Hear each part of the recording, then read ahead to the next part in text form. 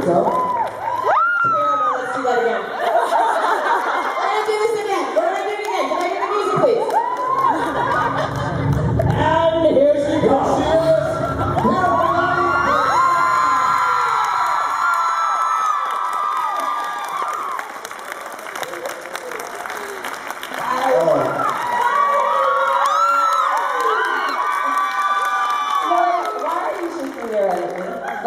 Like, she's just ridiculous, right? That's what you're doing. I don't know. Okay, but hot lead. Yeah. Okay. Good morning, Denver. I'll be back for you. Someone, it feels like day camp. That's what we're gonna do today. But someone left their keys. I found them in a stall. It's a Chevrolet. It's a Chevrolet. It's a single key, and it has High Plains Library. They go to the library. That makes me happy. Ace Rewards and Heritage Market Hometown Rewards. Whatever these are called. Tax. Does this belong to anyone? Going once, going twice. It will be in the Lost and Found. If you hear of anyone, what's that? Lost and Found at registration. It's not how you thought this morning was going to go, is it? Not at all. Good morning. Good morning. It's a beautiful day in Denver. I love you too. Lori just shakes her head at me. She just thinks, this is Lori. She thinks I'm ridiculous. That's fair. Since we don't have a lot of time and I talk way too much, we should probably get started on questions. Which side? Start here. Hi, Lana. Hi, good morning. This question is from Beth. I'm going to ask you. With Regina being such a powerful character that's resonated with fans throughout the world, are you scared of being typecast, and how would you tuck Regina away in your heart once the show's over? Wow.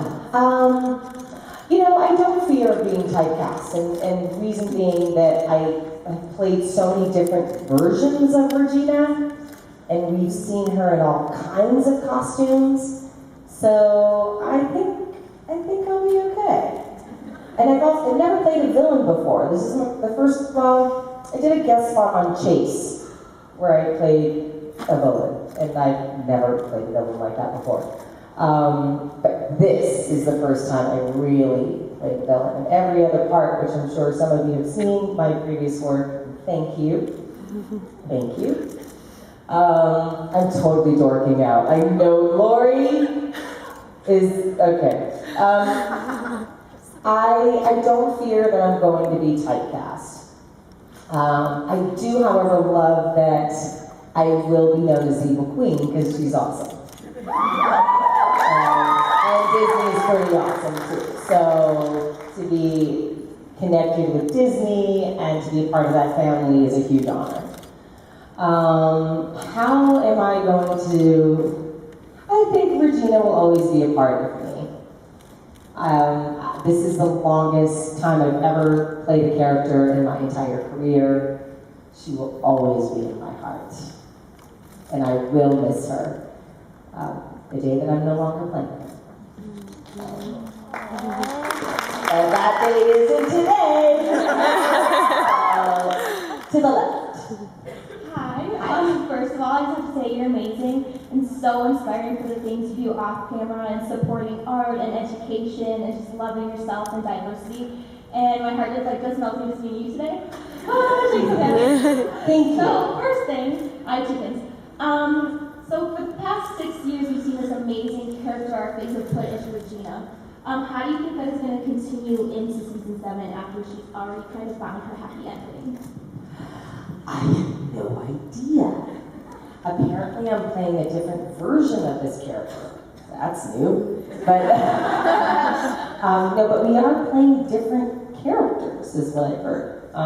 So I guess I'm still playing Regina, but is her name Regina? I don't know yet.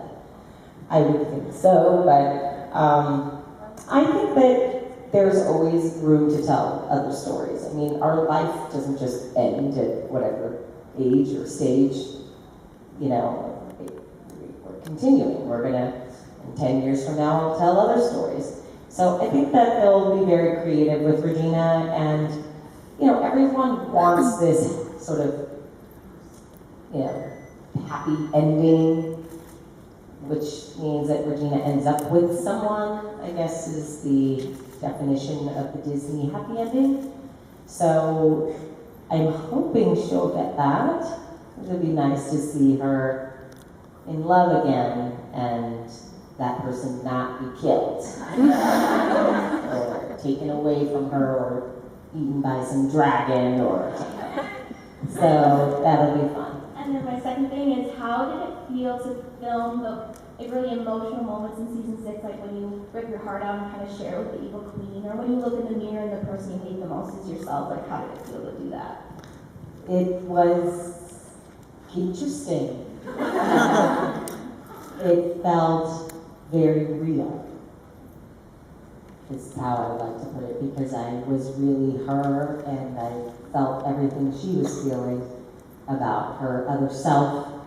And when I was playing the other character, it all just felt very, very real, and I was grateful that we were able to sort of have some sort of closure between the two women.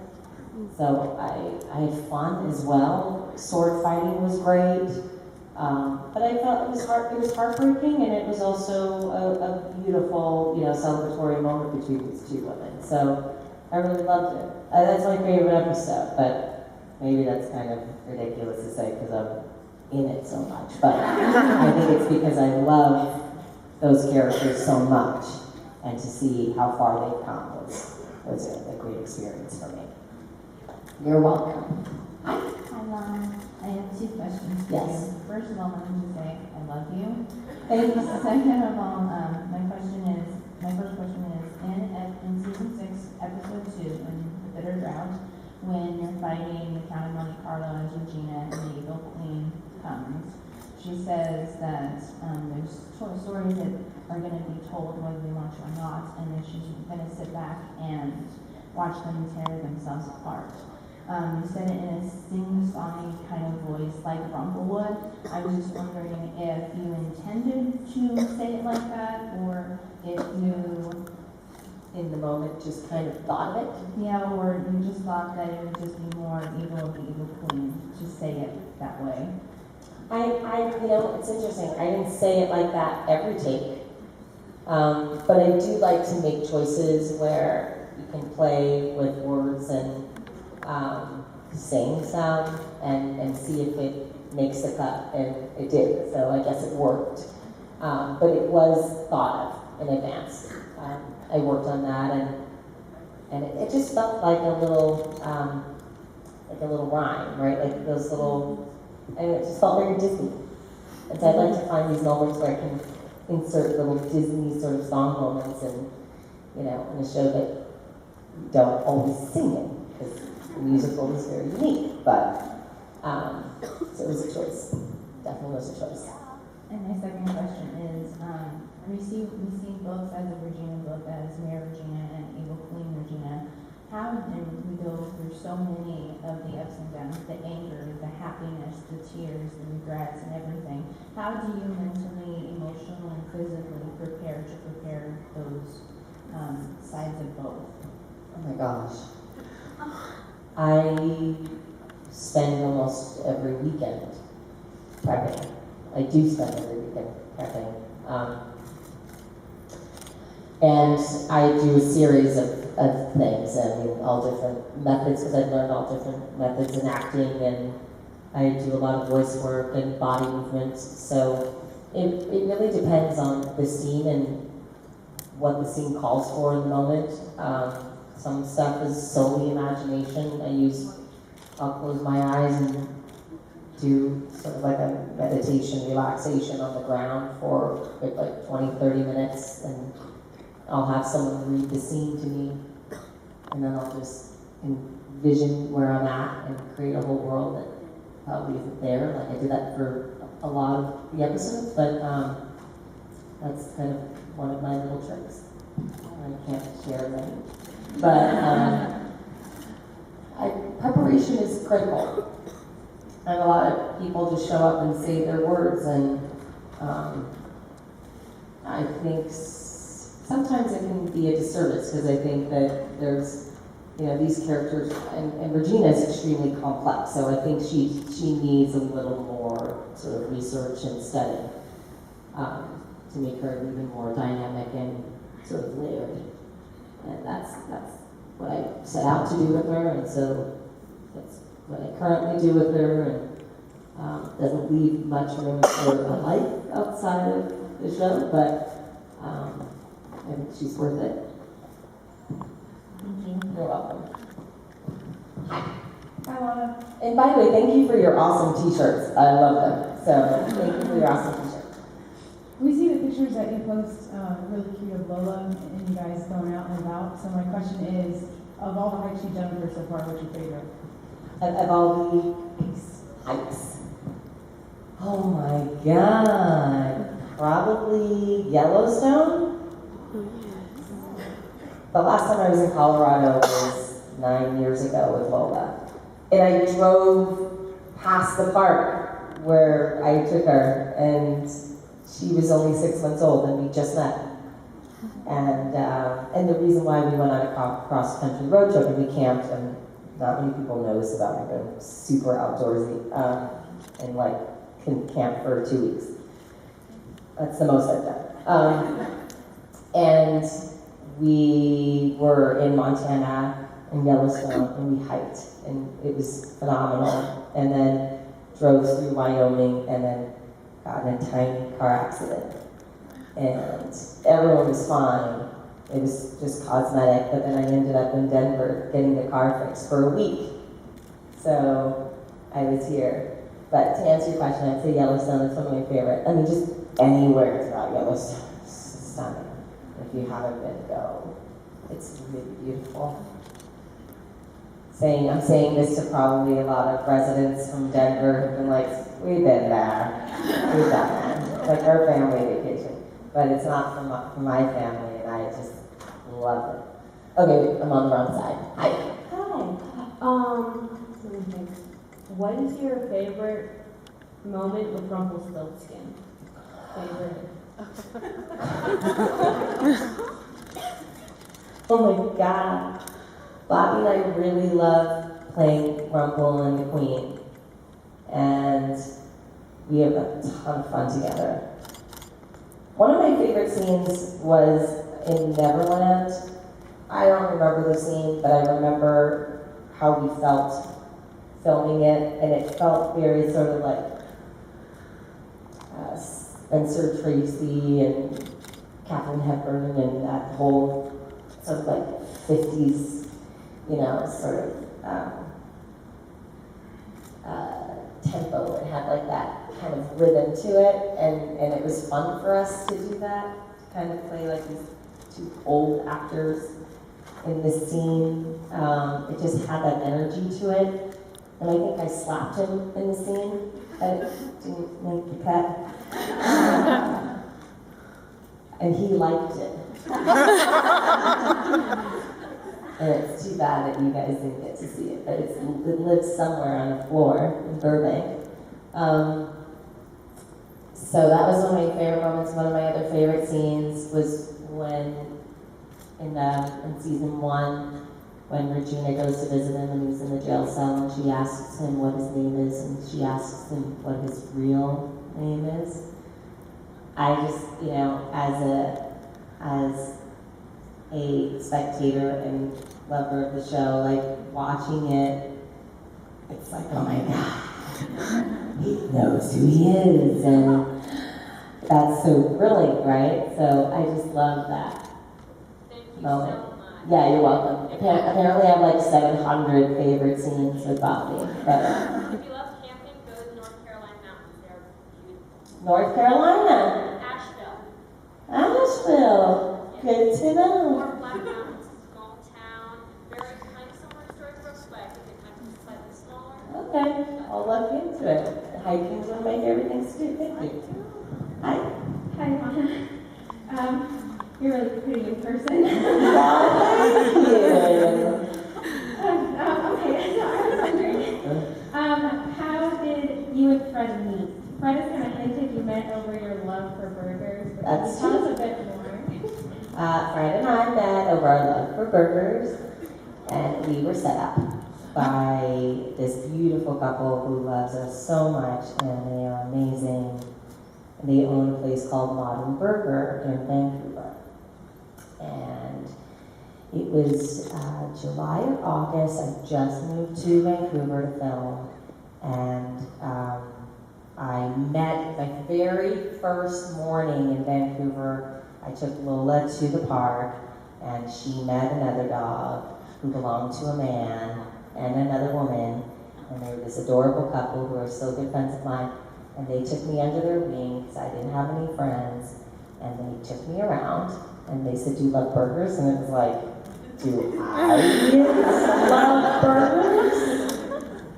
Hi, Trina Decker. I was like, "Yes, I do." So they brought me to Modern Burger, and I fell in love with the owners. They are this adorable Greek couple. They've been together forever. And she just felt like home to me. I'm being half Sicilian, Mediterranean, Latin, very warm, touchy, huggy, and she took me in her arms, and it just felt like, oh. And so we became good friends, and she asked me if I was dating anyone, and I said, I'm not interested. I have a lot going on in my life. Lori doesn't want to hear the story. Lori, other people want to hear the story. And I said, the show's so demanding, the character's so demanding, I don't have time or room for a relationship. And so I said no to meeting him for about 4 months. Because I didn't think I would be a good girlfriend. I was really busy. And then one rainy, dark, and lonely November, my girlfriend came to visit, and she saw how sad I was. And I was sad. I'm having a hard time. Transition's not easy. Change isn't easy. I'm not good with change. And I brought her to Modern Burger for a yummy burger with my one friend in town. And she said, you have to introduce Lana. Oh, yeah. Kathy told my girlfriend Alex, please tell Lana she has to meet this guy. And I said, I'm not. And she goes, no. And then Alex said, Lana, I can't see you so sad here, because it was dark and gloomy. And I think I was suffering from SADS. You know that? Yep. Thank you. Hi, Sasha.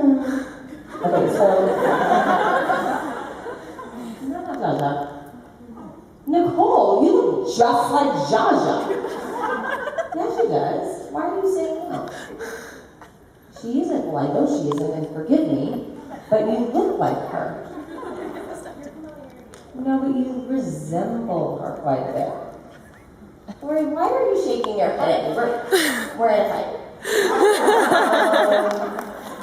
So I said yes to meeting him, and the following weekend we met, and I had slept in because I wrapped at 6 a.m. I was supposed to meet him at noon. I showed up at 12:15, and I had giant pillow marks on my face and a huge zit.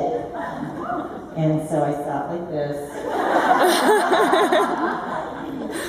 Cute, eating a burger. And the rest is history. And it's been, it'll be 6 years in November.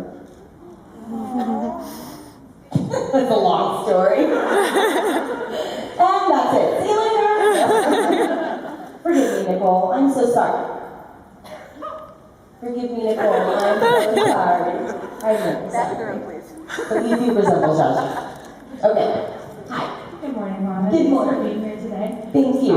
We know you always wanted to be an actress, pretty much didn't want to do anything else. So throughout your life, as you've developed your career as an actress, what have been some challenging techniques or hurdles to get over in that profession? I think going after a role you really, really want and hearing no, that's hard. Especially when you put so much effort and, work into something. Like I researched the hell out of this project. I mean, days, and you should see my slides. It's like, you can't even see the dialogue or anything. Notes, because I took so many notes, I did all this research, I was so excited about it, and I didn't get it. And that's hard. That's hard. You get used to it, because I've been rejected more than I've actually gotten roles, and that's for any actor. So that's hard. I would say some of the other challenges is being on set and having a lot of people talking and moving and doing, carrying on about you, because they're, it's there every day and they're used to seeing this, and then you have this giant emotional scene and you have to figure out ways to sort of center yourself, stay focused, kind of block them out, and that takes time. And I think you can't really learn that in an acting class. You can't really learn that at university. You have to learn that on the job. You have to be there and figure out how to sort of create that, quiet zone for yourself. And that took a little bit, because I'd get really frustrated with crew members. I was like, don't you realize I have to kill someone? And I can't talk about the weekend and what I just did. I have to stay focused. And then eventually it's like, well, I can't really get mad at people because this is what everyone does. So I have to change. I have to adjust myself and my thinking and figure out how to be in an environment that I can't really control and just, put my headphones in, listen to my music, or just close my eyes, or, do whatever you need to do. You kind of develop your own techniques as you go along. Hi, my question is, what was the thing that got you into acting?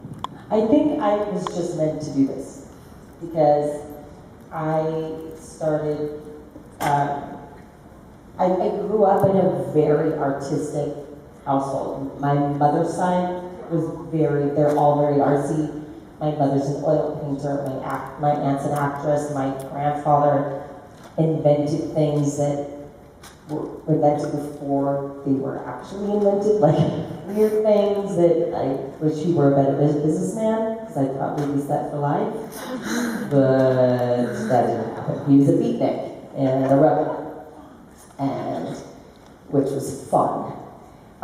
So there were like a lot of weird things in the house, toys and things, and so I grew up doing like films and with my family, and it was just kind of in my DNA. And my aunt had a huge hand in inspiring me. Someone gonna walk in behind me because I'm gonna close. No. Okay, who's that? So it was just something I always wanted to do. I started, pretending to do commercials at 3 years old while I was eating cereal to the family, and sitting in front of the mirror crying, and my mother would walk in and go, "What are you doing?" And I'd say, look at her and go, "Practicing." And that was at like 4 or 5. So, I was just meant to do this. You're welcome. Hi. Hola, Lana. Hola. How do you feel being the most important character in Once Upon a Time? Because without the evil queen, there would be not a dark horse, and without the dark horse, there would be no storybook, and there wouldn't be Wonders. Yeah. Well, that would suck. Thank God Regina has a dark heart. I think in television, especially with Once Upon a Time, this was a collective thing. It took everyone to tell these stories. it took all the cast members to be together to tell these stories. Without Snow White, Regina wouldn't have the heart she has, right? So they're all necessary because they all affect one another. And, without her dad, she wouldn't have been able to enact the curse. So Regina is a very important character, but so are the others. They're all important characters because they all work together to tell this awesome story that you all love and that I love. So I just feel really great to be a part of that, and I really love Regina. It's like a 6-year-old who said that. Okay, Lori. That's Lori. I see her a lot. She's shaking her head at me. And I just think Regina's a very special character. I'm curious to see where they're going to go for season 7, because we're not going to have a lot of these cast members with us, and I'm sad about that, as I'm sure you all are too. But change isn't a bad thing. I was talking about how change is hard, because it's not easy for me either, but we're all in it together. So I'm excited to see what new stories are coming our way, and we'll see how Regina fits in. And hopefully her heart isn't dark. Maybe someone else's will be. You're welcome. I love you. Thank you. Hi. Hello. So I'm really impressed as a person who studied theater about how dedicated you are and how many notes you take. So I really enjoy hearing about that and how I love it when you do commentary, so I actually listen to those, some people don't. Oh, cool. So do more of that. Also, so how do you keep track of all your notes for the show? Obviously there's different time periods, and I know you've mentioned that you kind of, when you started at least, you played them as two different people. There was the Evil Queen and Regina, which definitely had helped you in season 6 when you were here both. So how do you keep track of all of that? Journals. I have a ton of journals filled and labeled by season. What's helpful when it comes to timeline, which, as you all know, we bounce back and forth quite a bit. So where am I? Okay, I think I'm here. What am I wearing? And then it all kind of affects everything. So if I think of, okay, if we're going into a flashback, did it happen before she captured Belle and threw her in the tower, or is it, right after, she sent out Hook to kill her mother? So I just have to refer back to my journals quite a bit, and that really helps me keep track and informs me as to where each character lives at that time. Awesome. Thanks. You know Dustin Black, who I think is Dustin Lance Black? Does anyone know he wrote Milk? He won the Oscar for Milk. There's a cool, I don't know if I saw it, because you were asking about notes. I think notes and research are critical. And he was my neighbor for a long time. And then I saw this documentary or something on him, some special on him, and I just got a flash and thought maybe you should look into it, because he had all these index cards, and everything was filed away with all these notes and stuff. And it's nice, it keeps things organized. Not every artist works that way, but maybe it's something that can help you. You're welcome. Awesome. Well, I hope everyone enjoyed that.